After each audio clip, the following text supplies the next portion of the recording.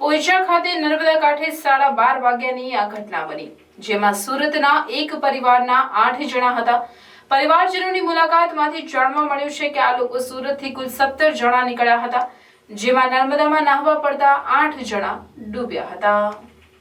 ઘટનાની જાણ થતાં જિલ્લા પોલીસ વડા નર્મદાના પ્રશાંત સુંબી ઘટના સ્થળે પહોંચ્યા હતા। તેમની સાથે પોલીસ અને તરવૈયાની ટીમ પણ પહોંચી અને લાપતાની શોધખોળ શરૂ કરી હતી।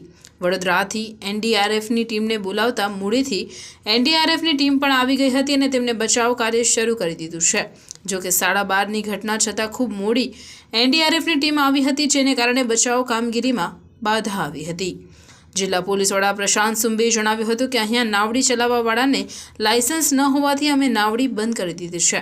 અત્રે ઉલ્લેખનીય છે કે જો નાવડી ચાલુ હોત તો આ લોકોને બચાવી શકાયા હોત। અહીં નાવડીઓ બંધ કરવામાં આવી છે। જો કે 8માંથી એકને બચાવનાર સ્થાનિક તરવૈયા જે ચાણોદનો જ નાવિક હતો, એણે એકનો જીવ બચાવ્યો હતો। જો નાવડી ચાલી હોત તો તમામના જીવ બચી શક્યા હોત। જો કે લાયસન્સ વગર નાવડી ચર્ચાનો વિષય બન્યો હતો। सर, क्या घटना बनी और अभी क्या कार्रवाई हो रही है? नमस्कार। नर्मदा जिला के पोईचा गांव के पास में नर्मदा नदी बड़ौदा और नर्मदा जिले की बाउंड्री से जो बहती है, वहाँ पे आज दोपहर में सूरत से 17 लोग आए थे और उनमें से कुछ लोग नहाने के लिए नदी के अंदर गए थे। उन 8 लोगों में से 7 लोग यहाँ पे मिसिंग है। उनको ढूंढने की कार्रवाई चल रही है। वहीवटी तंत्र, पुलिस तंत्र की तरफ से एनडीआरएफ को भी बुलाया गया है। थोड़ी देर में जैसे एनडीआरएफ पहुंचेगी तो उनकी तरफ से भी उनको उन मिसिंग लोगों को ढूंढने की कोशिश की जाएगी। सर, 11 बजे की घटना है, अभी तक कोई एनडीआरएफ, एसडीआरएफ या फायर फाइटर कोई नहीं आया? नज़दीक में भी है कोई नहीं आया? क्या करें? फायर फाइटर तो है यहाँ पे उपलब्ध है और तरवैया भी जो पुलिस तंत्र के साथ हमारे साथ जो कांटेक्ट में है, उनके साथ मिलकर लोकल लोगों के साथ में हमने उनकी ढूंढने की कोशिश की हुई है। एनडीआरएफ को मैसेज चला गया है, वो रवाना भी हो गए हैं, वो ऑन द वे है, थोड़ी देर में वो पहुँचेंगे। सर, कहाँ से आ रही है एनडीआरएफ की टीम बड़ौदा से आ रही है।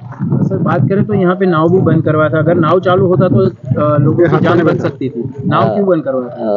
देखिए, जो लाइसेंस के साथ में और लीगली जो नाव चला सकते हैं वही लोग नाव चला सकते हैं। ऐसा कोई भी लाइसेंस यहाँ पे नहीं था, इसलिए वो नाव हमने बंद करवा के रखी हुई है। सर, ऊंचा की ओर बंद करवाई और सामने की ओर तो चल रही है नाव। नर्मदा जिला एसपी होने के नाते मैं नर्मदा जिला के लिए बात करूँगा। हमारे यहाँ से हमने नाव बंद करके रखी हुई है। सर, नाव चालू होती तो बच जाती थी।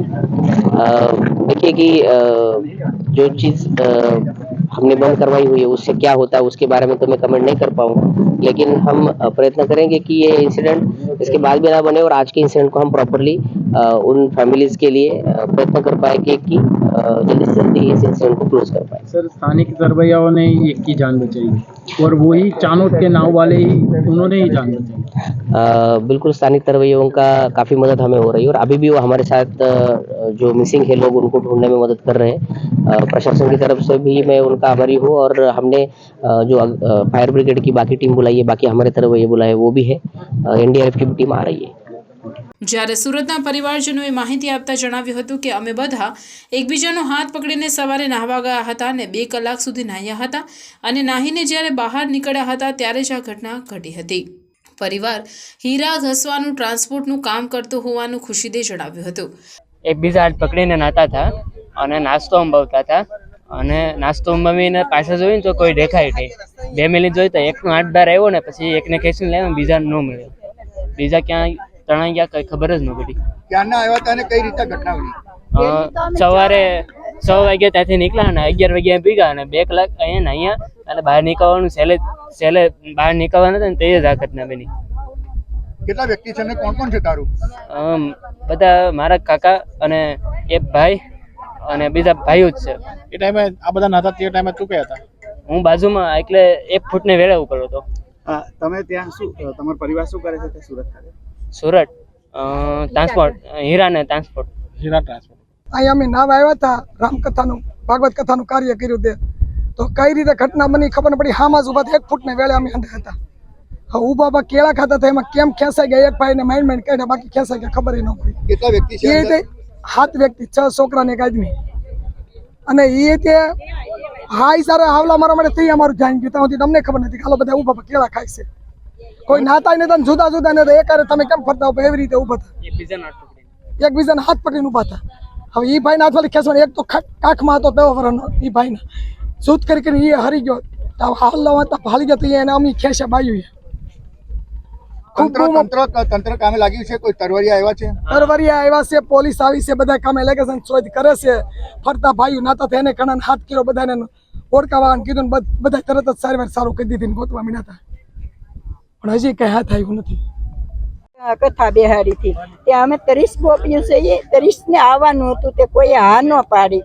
પછી આ ભાઈ છે ને હેઠા કે આજે જ જાવું, એટલે તૈયાર છે. તે અમે ખાલી એનો ટેમ્પો લઈને આવ્યા. એ ભાઈ ટેમ્પો હાથે છે, મગનભાઈએ જીત કરી કે આજે જ જાવું છે. એ બે ભાઈ, ભરતભાઈ અને મગનભાઈ, તે અમે આવ્યા.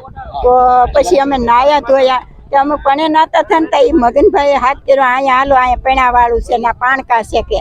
તે અમે આવ્યા એવા એ તો હજી આમ હતા ને, તો અમે જોયું ને કે એ છોકરા ક્યાં જાય મને ન ખબર રહી ને. આ ભાઈ ને તમે ખેહીને બહાર કાઢ્યા. એટલી વાત બચી ગયા કે ભાઈનું નામ શું? બસી જાય એ મગનભાઈ. આ ભાઈ ને ભરતભાઈ, પછી ભાવેશભાઈ, પછી મયત્ર, પછી આર્નવ, પછી બીજા નામ નથી મને આવડતું, ભાર્ગવ, આર્યન, સો અને હજી એક વરસ. ઘટનાની જાણ થતાં જિલ્લા પોલીસ વડા પ્રશાંત સુંબે, પ્રાંત અધિકારી, મામલતદારની ટીમ સાથે પોલીસ કુમક ઘટના સ્થળે પહોંચી ગઈ હતી. હાલ એનડીઆરએફની ટીમ પોઈચા રવાના થઈ હતી અને લાપતા પ્રવાસીઓની શોધખોળ ચાલુ કરી હતી. અત્રે ઉલ્લેખનીય છે કે નર્મદા ડેમના વીજ મથકો ચાલી રહ્યા છે, ત્યારે એમાંથી ડિસ્ચાર્જ થતું પાણી નર્મદામાં છોડવામાં આવે છે. આ ડિસ્ચાર્જ જથ્થો 20 થી 22,000 ક્યુસેક હોવાથી નર્મદાનું જળસ્તર વધી જાય છે, જેને કારણે પોઈચા ખાતે નર્મદામાં પાણી વધારે હતું. બીજી તરફ ખૂબ ગરમી હોવાથી પ્રવાસીઓ ઠંડક મેળવવા નર્મદામાં નહાવા પડે છે અને નર્મદામાં નહાવા પર પ્રતિબંધ હોવા છતાં લોકો નહાવા પડે છે.